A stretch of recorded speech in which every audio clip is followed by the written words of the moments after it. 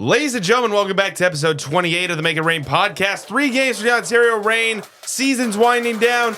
Regular season coverage for us is winding down. We're running out of things to talk about, but let's talk about it now. Here we go.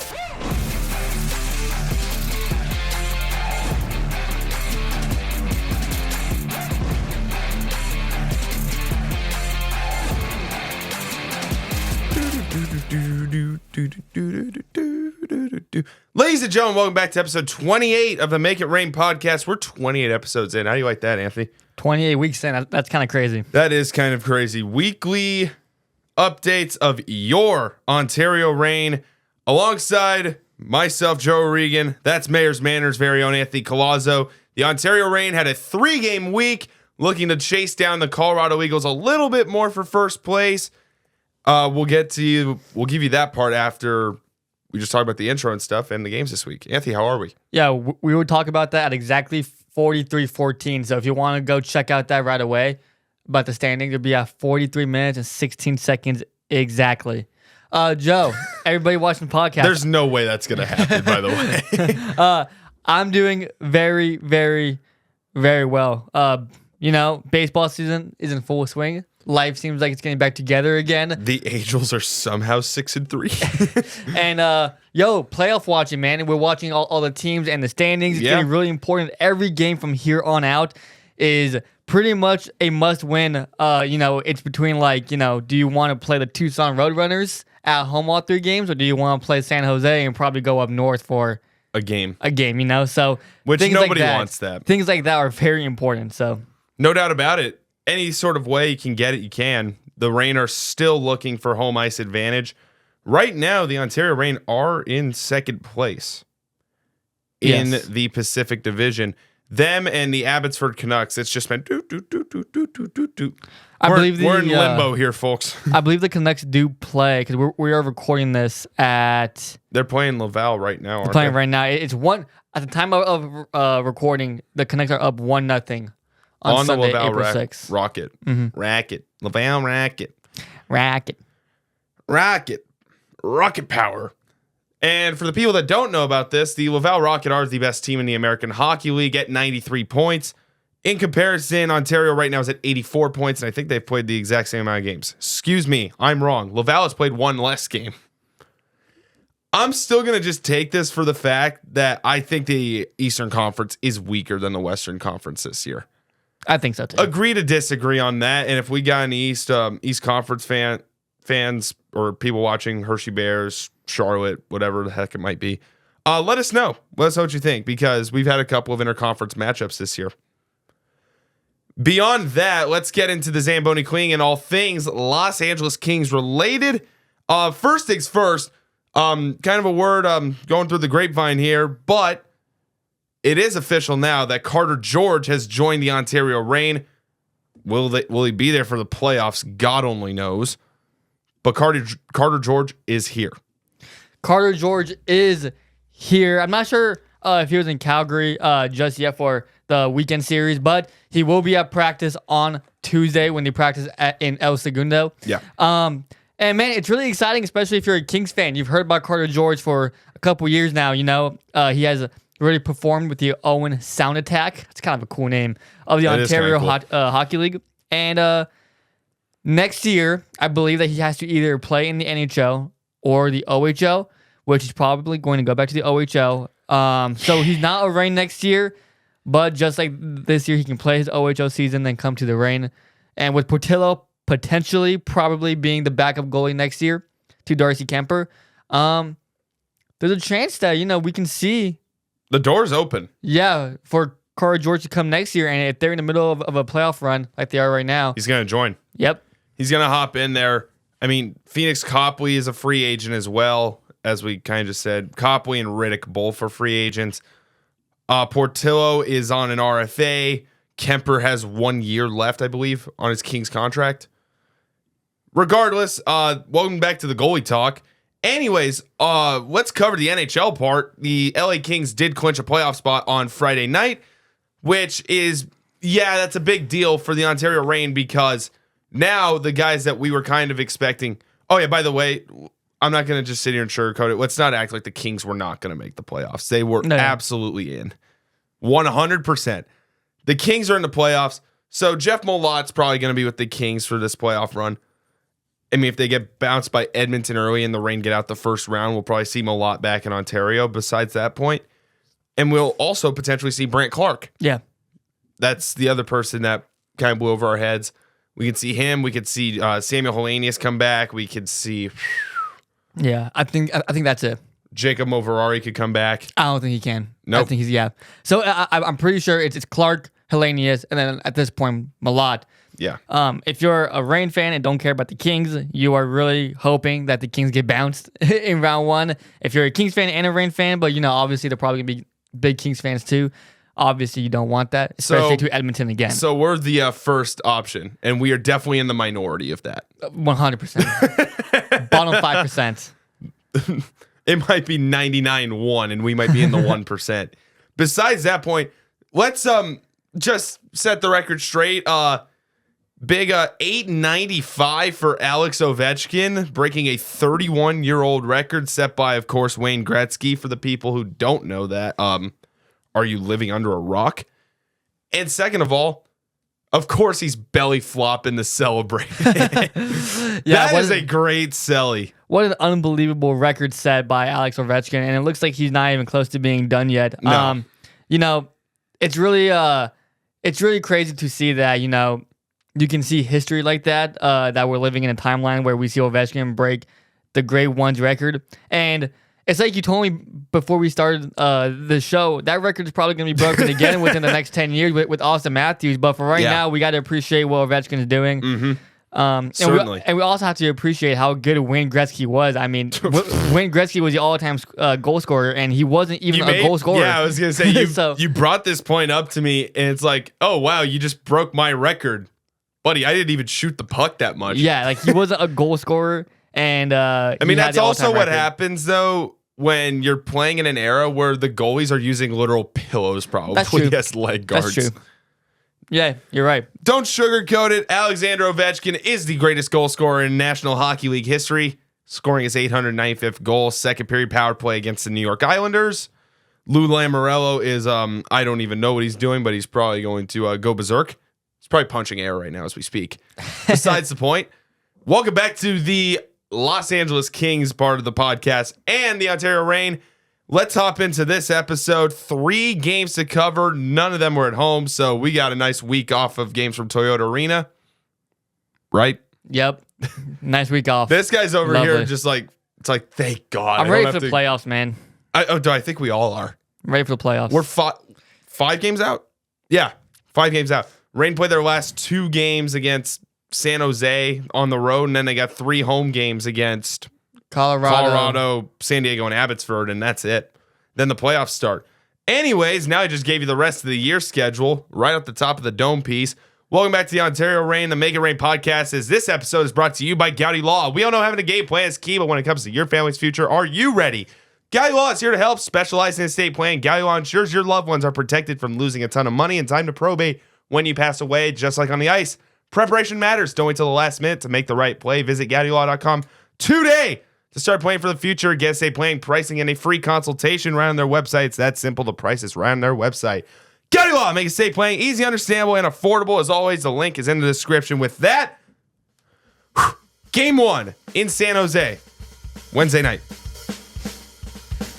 The week of number 28 starts in NorCal as the Reign take on the San Jose Bear. Andre Lee scores 20 seconds into the game to make it 1-2.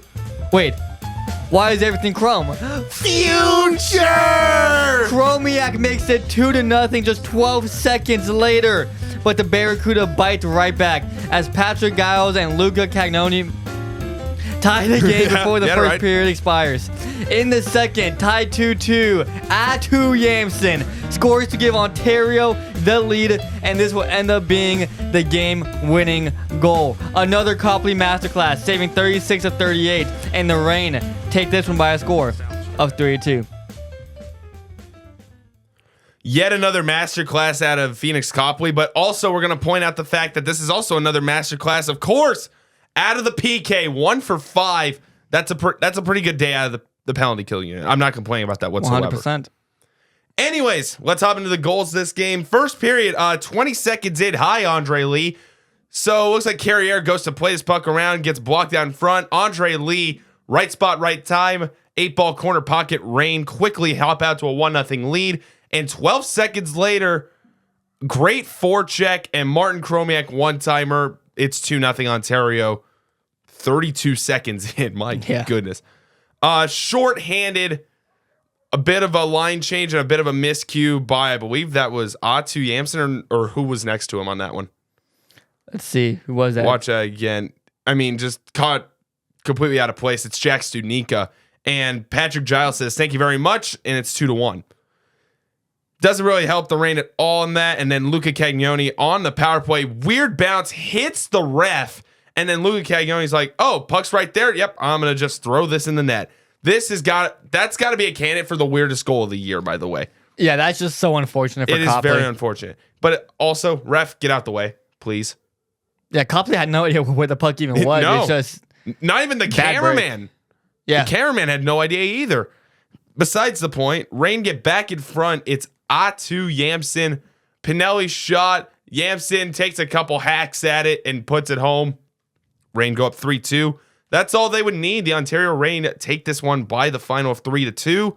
And once again, Phoenix Copley is proving to everybody in the Kings organization why he should be in the National Hockey League. Yeah, unfortunately for Copley, it's just... There's two guys better than him. Luck of the draw, ACL injury. He was better than Riddick for a time being in his career, and then Riddick got the call after Copley went down.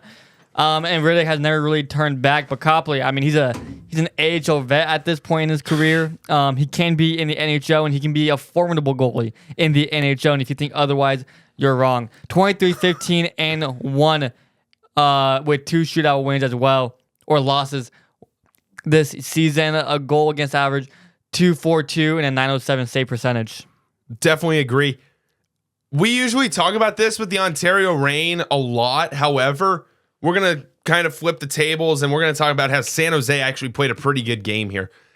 Yes, San Jose did give up 3 goals. However, when you play a 57-minute effort and you take the first minute off and then that 1 or 2 minutes that the Reign scored in the second period, I mean, you take that out, the final score is 2-0 without a shadow of a doubt. But however, for the Ontario Reign, hey, good for them. When it rains, it pours. You got to be able to make it happen.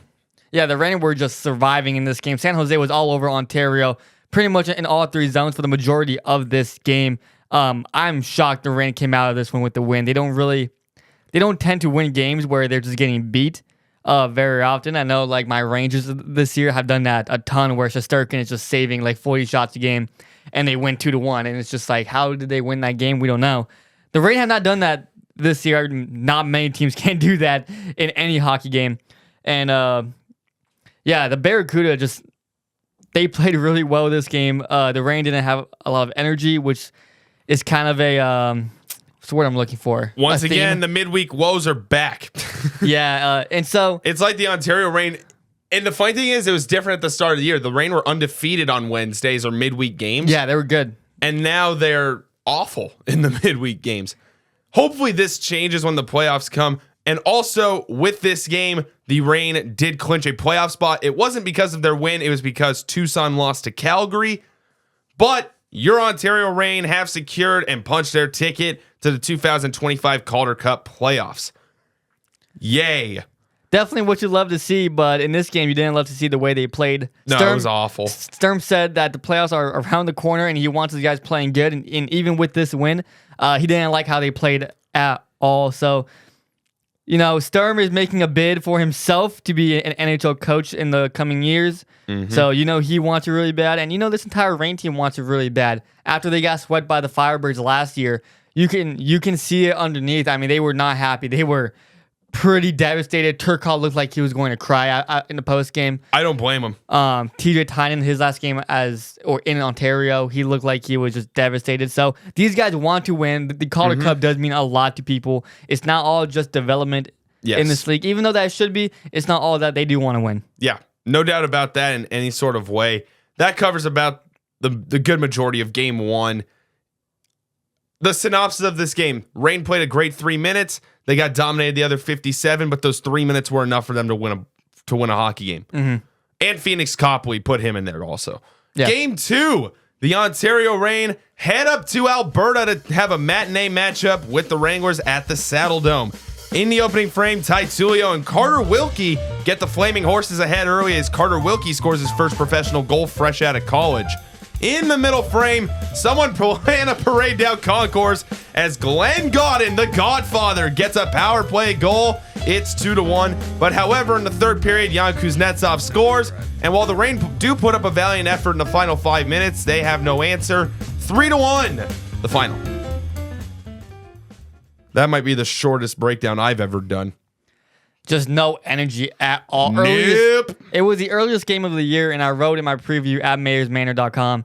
Go check it out. That, it is the earliest game of the year, and the Reign tend to come out slow sometimes, especially on like Wednesdays when they don't have a lot of juice. The adrenaline is in there. We talked about it last week a little bit.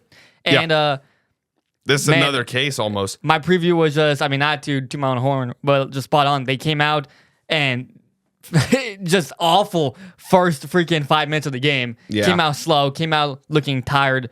And they were chasing those 2 goals all game and they couldn't get back. Yep. Sounds about right. You got the whole synopsis of game 2 right there. Anyways, we still have goals to cover though. Let's hop into that really quickly.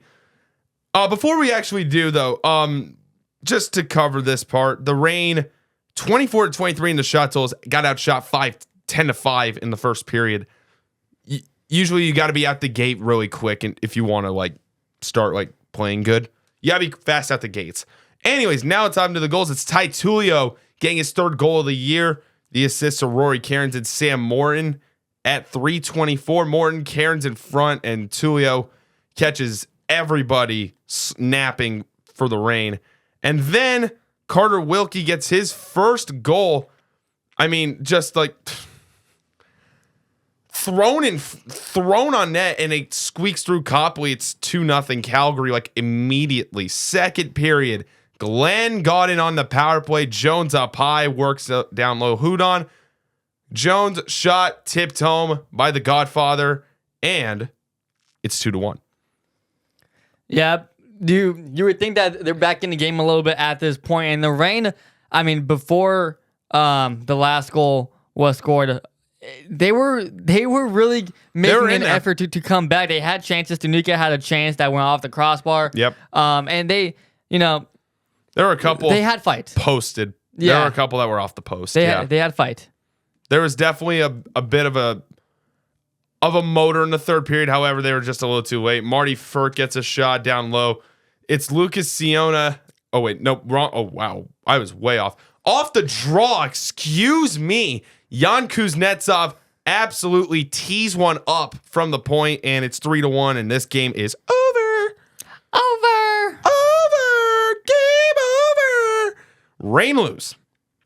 It doesn't, and that also, one more thing, that does not help the Reign in any sort of way, because as we were watching this game, it was almost like Colorado lost the night before to San Jose. So we're thinking okay, Reign can pull within 2 points if they win this and they sweep the mini series. When he said at the start of the podcast, every game now is a must win. Not wrong.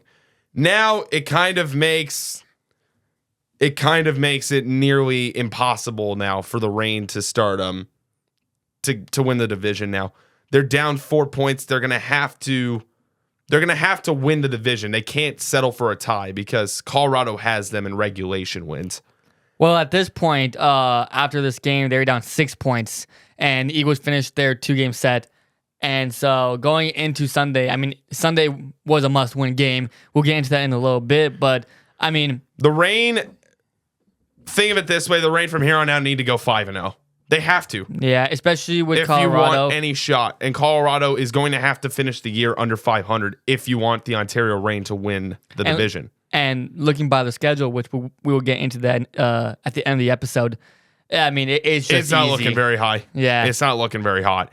We're believers. Hope springs eternal, and we're going to hope that the Reign can squeak one out and win a division for the first time since, I believe, 2016. But right now, she's not looking too hot. Let's just say that. Not looking too hot at all. Yeah. Anyways, let's hop into game 3 the following day. The next day. A key bounce back game for Ontario as they take on Calgary in round 2 Sunday afternoon. Early in the first, the Chrome Zone scores in Calgary 1-0 rain. In the second, Rory Cairns takes care of this puck as he gets a deflection goal to tie things at 1. But Sean was in his element. He responds just 20 seconds later and it is 2-1 Ontario. But in the third, Sam Honzek gets behind the Reign defenders and scores on the breakaway. It is even at 2. But guess what? He does it again. Rewriting his entire season is Marty McFly Chromiak. Scoring his second of the game and giving Ontario the late lead is the difference in this one. Reign win game 3 by a score of 3-2 and win the week. You dang right they won the week. Great game. Very nicely done by the Ontario Reign. A bit of a switch up from game 2. Game 2 they came out flat. Game 3 they actually came out with a little bit of pep in their step at 3:46. Martin Chromiak puts up his 15th goal of the year. Martin Chromiak is finally turning the corner, folks. I don't think I have to think twice saying that one now. You don't have to think twice saying that, and I think we're going to talk about him in a little bit in the rain weather report, so I'll save my opinion for him when we get there. But yeah, Chromiak has been just phenomenal.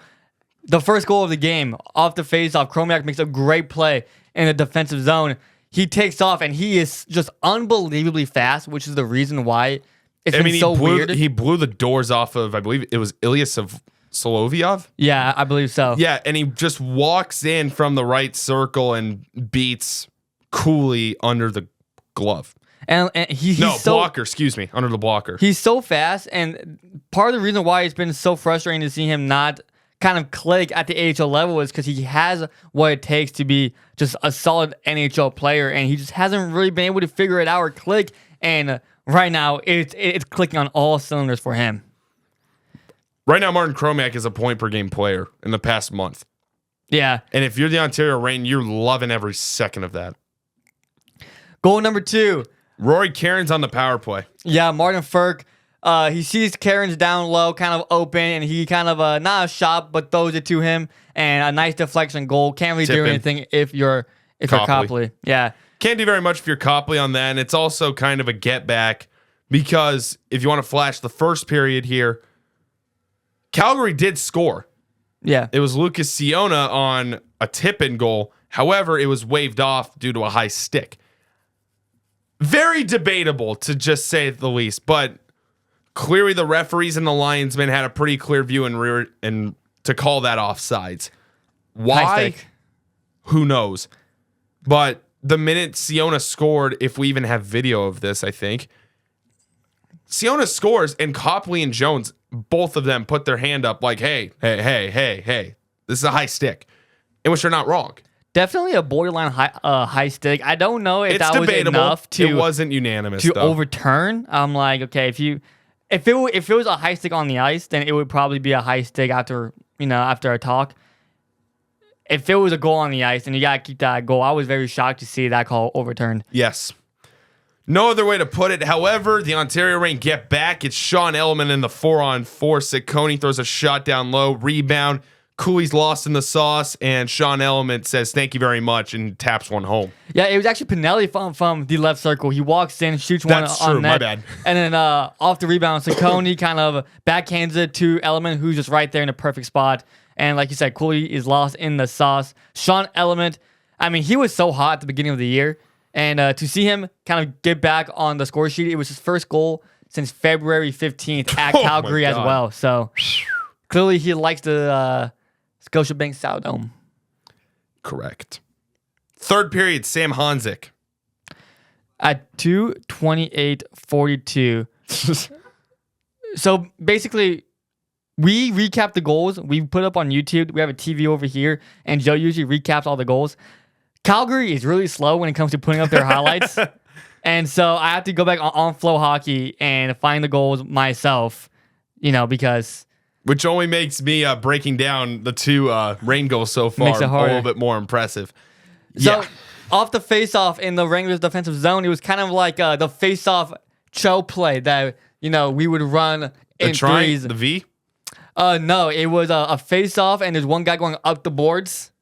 Oh, okay. Yeah, sends it up the boards, 2-on-1. Ferk has it, and then just behind every defender is Sam Hanzik.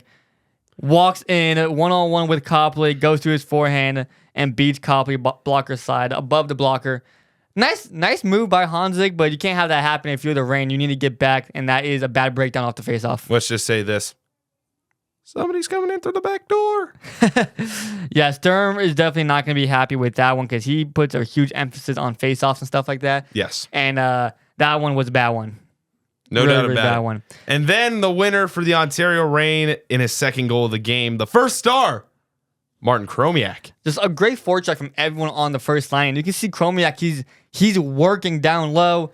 Just a nice intercepted pass from Hudon, who gives it to Godin. Godin looks like it was going to go win. It went off the shoulder of Cooley. And then it's kind of just in front. It probably would have gone in. Mm-hmm. And Chromiak just jams that and it goes in the net. Yeah, kind of like a Rock League goal when the ball's just like rolling in and then your teammate just comes in, just shoots it when just it's like to be right sure. There. Yeah, Chromiak did that. If it's a hockey game, things are moving fast. But if it was slower, Godin would be mad at Chromiak for this. Oh, 100%. My goodness. No other way to put it. Ontario wins 3-2, and they win the week. Big time for the Ontario Reign, of course, as I stated like in episode 10. When you win the week, those weeks stack up. There's no other way to put it that way outside of this one. 100%. The Reign go 2-1 this week. Very beneficial for them. Now that we can kind of just put Colorado in the rearview mirror, because I don't think we're going to beat Colorado. Now you're shooting for the 2 seed. Now Ontario, you're either going to play Tucson or Bakersfield, whoever gets in that 7 seed. What in the world am I saying? Or you hop into the 3 and you play Calgary again. Now, each of those do have their own benefits. They also have their own downsides to them. Because Calgary's a better team than Tucson and Bakersfield, hands down. And if Adam Klapka comes back down, which he is, oh God. like, oh boy. But if you play Tucson or Bakersfield, the odds that you have to travel up or travel to Tucson or Bakersfield for a game in round 1 is pretty high. Yeah, there's a lot of different scenarios that can go on. Like right now, Abbotsford's being Laval 2-0. So if they win again, they're going to be back in second place by the time this podcast comes out. We'll find out. And next thing you know, you're facing San Jose, right? Yeah. So you would rather face the Reign, Tucson or Bakersfield than San Jose. Preferably Tucson. Because I don't want to have them go to Bakersfield. There's a lot less of a chance they go to Tucson. A lot of moving parts when it comes to it. If they play Bakersfield, you got to travel to Bakersfield for game 2. There's a lot of outlying variables. We will cover that probably in episode 30. Yeah. If we're doing a playoff preview. Because by that point, we will know the playoff matchups. Exactly. So, besides that point, going back to this game, it's like drinking water. Phoenix Copley, another great game. Yeah, Copley has been fantastic, man. And going into the playoffs, he's going to be huge. I have not heard anything at all about Portillo. I don't know if he's making a recovery. I don't know if he's going to be back this year. Yep. So that's going to be interesting to see if Portillo will be back for the playoffs or not. And even if he is, as the AHO team, you kind of have to play him. But if he's not healthy, you can't. Yeah, I don't like if you're trying to win. If you're trying to win right now, Copley is the best option. Yeah. However, Kings, take a page out of the Kraken book. I can't believe I'm just saying that right now. And play your veteran.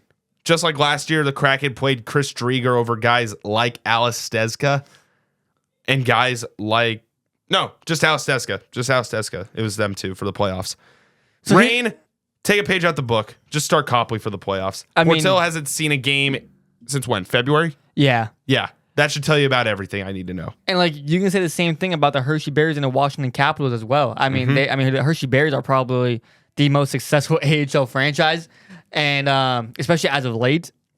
And look at the Capitals right now. You know, getting playoff experience is huge for whatever young guy you have, even if it's one young guy, if it's two, if it's three, if it's four, if it's five. You need the playoff experience. You need to win games in the AHL. I think that that's very important.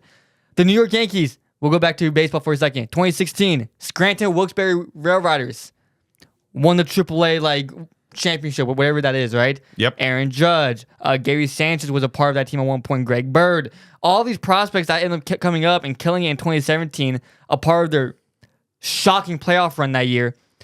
You got to go back and say, look, in 2016, they made a run in the AAA playoffs. It works. Alex Turcotte, he's kind of slowed down a little bit, partially due to injuries, but look how he played to the start of the 2024-2025 season after their playoff run. Yeah, looks like he took a step forward. Yeah. I think it's important. You know, guys like Pinelli and stuff, I think it's important. It is. Absolutely agree. And if the Reign do good in the playoffs this year, win the title or not, win the title or end up in the top 3, whatever it might be, the Ontario Reign, if they have a good playoff run, it's going to really help these younger guys. Chromiak, Pinelli, Ward. Am I missing people now? Studnicka, Lee, Fagemo. Even defensively. I love how I just named all forwards there. And I mean, defensively, it's going to help Walsh. It's going to help Millar. And we didn't even talk about this in the Zamboni cleaning. We missed it. Yeah, in game 2, Joe Hicketts went down with an injury trying to block a shot. Yeah. So, sick. Joe Hicketts got injured. And also, next week, we should be seeing the return of Angus Booth. So that's another guy that's going to be huge for the Reign because he was probably their best defender before he went down. No, should I just say it? Who? What? Time to kick Riley Walsh to the curb. No, I'm kidding. I don't know if they're going to do it to Walsh. It might happen. Who knows? We don't know, honestly. I mean, who does go down? Assuming Hicketts does come back. Well, that's going to be tough to figure out. Well, here's the thing. Sturm's going to have some decisions to make. I know he wants to win. It's a good problem to have. Let's just say that. Angus Booth is set to return. And then also coming to Ontario is a young prospect, Otto Salin. I don't know how to pronounce his last name. Salin, I'm going to assume. Fagemo. Close enough. He's going to be on the Reign too, and he's set to play next week as well. So it's going to be interesting to see what they do with veterans, prospects. I mean, Riley Walsh might get kicked to the curb. Joe Ciccone, who you traded for, also. But might get kicked to the curb. But I think Ciccone has been playing well as of late. Yeah, that also is true. Luke Rowe, I mean, he hasn't really shown anything to where he can play every single game on the playoff roster. 2 penalties today or on Sunday, so it'll be interesting to see. No other way to put that. Did your iPad die? It's close. I'm going to have a backup in place. With that being said, let's hop into the Reign weather report as I'm writing down our schedule for next week and our weather report right now. You have the 100%. Who do you got? The obvious choice, Martin Chromiak. McFly, Chromiak, 3 goals this week. Yo, I mean, what a turnaround. I mean, you root for this kid, right? Soft-spoken, quiet guy in the media, in the locker room too. And he was having a pretty dreadful year. Not only was he not scoring, but he was having a lot of trouble just creating plays for his teammates, and he was making a lot of mistakes. -8 rating as of right now. But man, has he rewritten his story with the Reign this season. 35 points, which is a career high. Yes, a career high in points. Buddy. 16 goals, a career high. 19 assists, a career high. All because in the last couple weeks, he's turned up. And it's the AHL. Sturm wants to win. You have him a lot on the first line. Cool, right? You need player prospects. Martin Chromiak has looked like a different player playing with Udon Godin and himself playing right wing.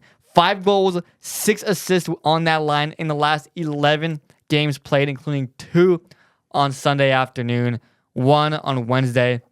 He has just been fantastic as of late for the Reign, and if he keeps that up throughout the playoffs, and I cannot believe I'm saying this, he can play himself back into the future of the Kings organization, especially for next year. Absolutely agree. And it's not the first time that we've seen this because, Samuel Hellenius last year kind of got kicked to the curb. But then Hellenius has a great playoffs, him and Lee. Yeah. And they both, well, I mean, Lee cracks the roster for opening night, but it takes Hellenius a few more games, then he cracks the Kings roster. So, once again, we're going to emphasize this. The playoffs is a big deal. Oh, yeah. Especially in terms of development. It can make or break your year or make or break your future with a franchise. And we've noticed this last year. Like last year, if the Kings get bounced again by Edmonton for the 4th straight year or whatever it might be, which I don't like the odds, you could see Rob Blake. You could see Luke Robitaille. You could see all these guys start showing up to the Reign games thinking, all right, let's look down the line. Our cap space is already running a little bit thin. Who can we get on this roster to make a difference for us this year? It was the same thing 2 years ago with Alex Laferriere. Alex Laferriere was a no-name. He was fresh out of college, goes through training camp, and puts up an Atu Yamson-esque training camp, turns a boatload of heads, and next thing you know, Laferriere's got 2 games with the Reign, pops off in both of them, by the way, and he ends up on the Kings roster opening night. Like that. That is just a fantastic point. Yeah, last year, I forgot if it was the Coachella Valley game that we saw only one of at Toyota Arena in the playoffs, or if it was the Abbotsford series. It was Abbotsford, yeah. Where we saw the Kings front office come to the game. In a suite. I'm just saying in the suite. If you didn't notice, our podcasts tend to be shorter when they're on the road for 2 games, and in this case, all 3. Yeah. Because we're not at the game. You see more things when you're at the game compared to when you're watching it on Flow Hockey. Definitely. And so the recaps of the games are a little bit longer because we see more things. We can talk about more things on what we see because when you have a camera on Flow Hockey, there's only one angle. One, I'm sitting on one side of the ice. He's sitting on the other side. I'm sitting up high. He's sitting low. We can see different things. We talk to each other. We can give you guys a better recap when they're playing at home. We're both watching the same point of view on the road. Exactly. When it comes to the Reign front office, or the Kings front office, they're not coming to watch the Ontario Reign play. No. Ever. Right? But then when the playoffs come around and they have a good playoff run like last year, they come to the games. They can see what they have. And we saw it last year in the press conference to end the year. Blake shouted out Andre Lee. He shouted out Samuel Hellenius. He even shouted out Nikita Pavlichev for the way they played in the playoffs last year. Playoffs. What you know about Nikita Pavlichev? Exactly. So what is he up to now? That's actually a separate question for a different day. And now Hellenius, he looks like to be a key piece on that 4th line for the Kings, and they're having probably their best year in the Rob Blake era. So yes, it's important to make it deeper in the playoffs. It's important to give the Kings front office an option to come watch the games because it's very important for the Kings franchise. Yes. If Martin Chromiak pops off in the playoffs and the Kings see that, you could see him on the 3rd line next year, which is crazy to say after his first 75% of the season, but it's true. No doubt about it whatsoever. Martin Chromiak has legit turned his year around. I mean, in his last 11 games, he's got 5 goals and 6 assists. When I made the statement and the point that since the month of March, if you check out the Make It Rain Twitter, I did post this, he's a point per game player. He is playing at the levels of, God, December me would be absolutely flipping out over this. He's playing at the same level as Godin, Hudon, and Stunica right now. And Malott if he was down there, but Malott's not. So give me a break. That is crazy thoughts. But it doesn't take much to turn your year around. And for Martin Chromiak, it only took 11 games. Yeah. I mean, you put him on a line with 2 first-liners and good things happen. He's actually starting to come out of his shell a little bit more and become the shooter that we know him as. Exactly, and that's another big thing, man. I mean, I'm really happy for the guy. He was going through it, and it's hard to see a hyped prospect just kind of get forgotten about. He was forgotten about. Yeah. People were asking me, is Chromiak even still on the team? And I'm like, man, it's gotten to that point, huh? He hasn't done anything. Yeah. What a stretch of games he has had. And here we go. Now here we are. 50%, kind of trying to speed this up a little bit while my iPad's just slowly digging its grave here. Give me Glenn Gaudin at the 50. We had him at the 100 last week. He's continuing to do Glenn Gaudin things. However, it's just Martin Chromiak had a better week this week. Yeah, Glenn Godin. I mean, he has been A goal and 2 assists, by the way. So last week I talked about how Jeff Mulatto was probably the most polished Kings forward or Reign forward, which is why he got caught up to the Kings. And by the way, he's playing fantastic. He had his first NHL goal until he didn't. But Godin has probably been the most consistent. Yes. Other than Hudon. But Hudon's more of like an assist kind of guy with like, a Italian type of player. Godin has probably been the most consistent as far as just putting up points week after week, game after game. Absolutely. 67 games played. He's played in every single game. That is important. 25 goals, 34 assists, 59 points, only 57 penalty minutes. Hasn't been scratched. And don't take away from the fact that he's got a couple misconducts in that 57 penalty minutes. Yeah. And a career high plus 22 rating. And by the way, I don't have the exact stats for this, but Glenn Godin is by far and away the best faceoff taker for the Reign, and probably the best by a faceoff country taker mile that we saw that we've seen the past couple of years. He is automatic in the circle. Yes, he's automatic. Studnicka is also kind of automatic, but Godin clears by a mile. Yeah, Godin is insane, and it helps. That's why his rating is plus 22 because you win the faceoff, and it's so important to win a faceoff on power plays, on penalty kills, even just offensive zone faceoff, defensive zone faceoffs. Winning the faceoff is important, and Glenn Godin does that, and 50% this week. Yes, absolutely agree. Who do you have at the 0%? I have the Ontario Reign training staff because they can't seem to keep guys healthy. Now, Hickett was a freak accident, got hit in the hand. Yeah, I was going to say. All right, elaborate, please. But, I'm not saying you guys suck at your job because they were healthy up until our clip that we posted on social media. You love to see it, by the way. Yeah, I know. They have just been crazy unhealthy. The injury bug continues to hurt the Reign. Yes. Thank goodness it looks like they're going to be healthy by the time the playoffs start. And hopefully Hickett's is not a long-term injury. Please. We're praying. Yeah. But yeah, it looks like they're going to be healthy for the playoffs. But it does hurt losing them a lot to the Kings. Hickett should be back. Angus Booth is going to be back. Pinelli's already back as of last week. Yes. Who else is there that was injured? Well, right now we're waiting to see on Portillo. Oh, yeah. Portillo. And then Caleb Jones was hurt. Now he's back. Angus Booth's back next week, as you are already stated. The Ontario Reign, if you know what I'm about to say, cool. I'm not going to state it and put it out there again because we're going to get clipped again and then all hell might break loose. Let's be real here. Let's get into the schedule. Yes, getting into the schedule. Recapping the weather report, Chromiak at the 100, Gone at the 50, and the Reign training staff at the 0. Yeah, good joke. All right, next week for the Ontario Reign, Wednesday, April 9th, nothing going for the Reign. Bakersfield and Henderson play. Bakersfield, it's a must-win game. And then San Jose for Coachella Valley. That's part of the Big Six. Right now, Coachella Valley's at 4th. San Jose's at 6th. Separated by 4 points. So that can really start to shake up the standings if you want to look at that.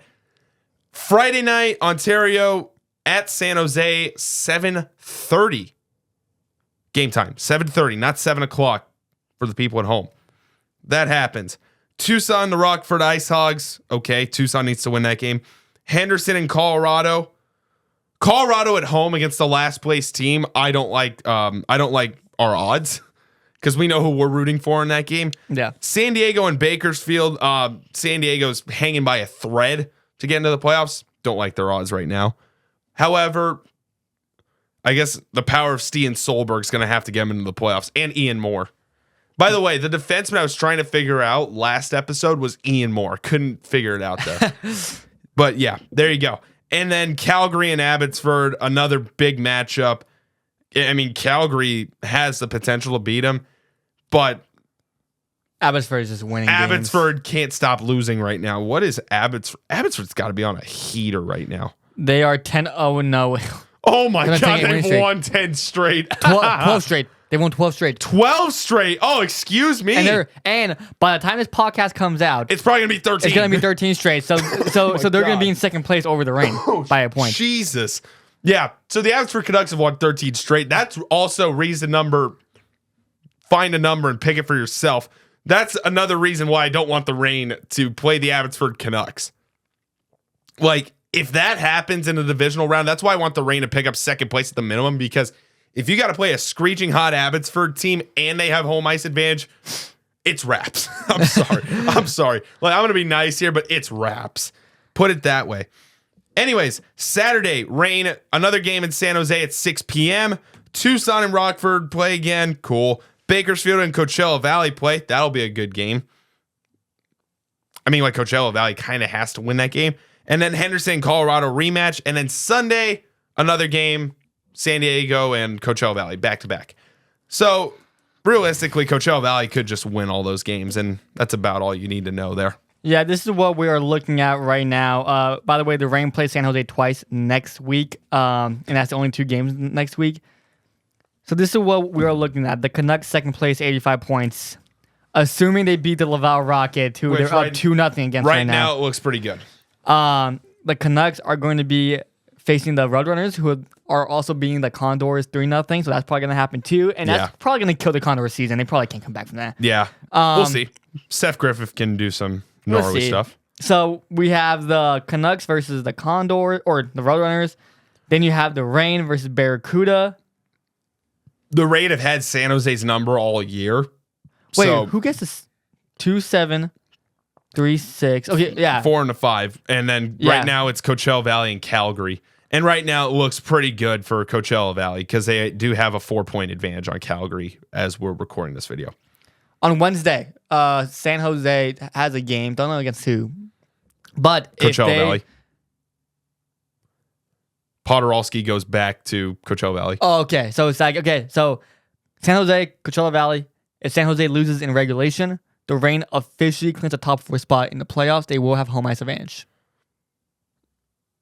According to Cal Garcia of Hockey Royalty.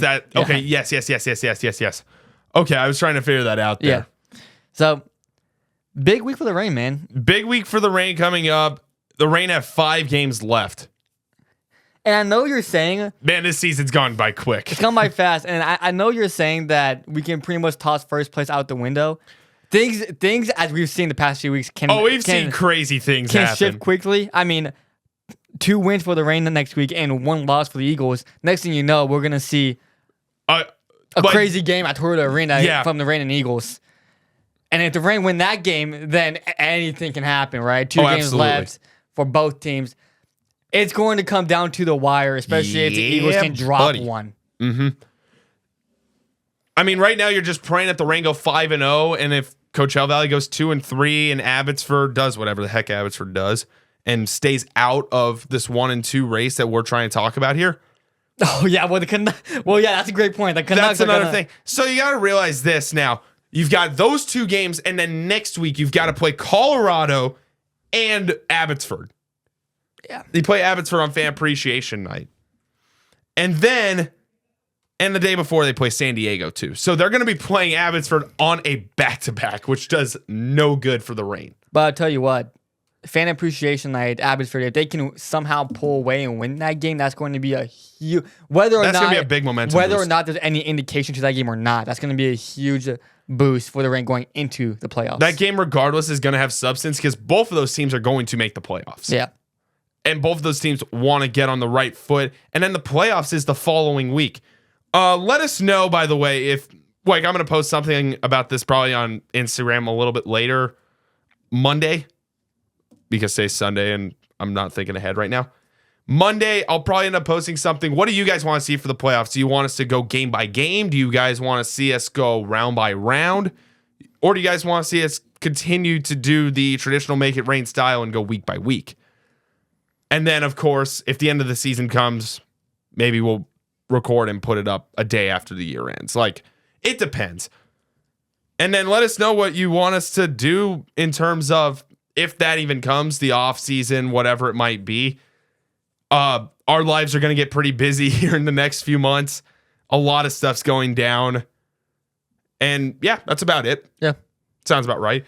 Anyways, with that being said, please sound off on Instagram in that regard under the episode 28 post, probably. I'll also put up a question on the story. Please respond to that. Anyways, thank you for watching episode 28 of the Make It Rain podcast. You can follow us all over social media, TikTok, X, Instagram at Make It Rain Pod. You can subscribe down below. Turn that notification bell on. It really helps. We greatly appreciate it. Have a great week. We'll see you next Monday as the Reign return for 3 more home games to wrap up the year. Home.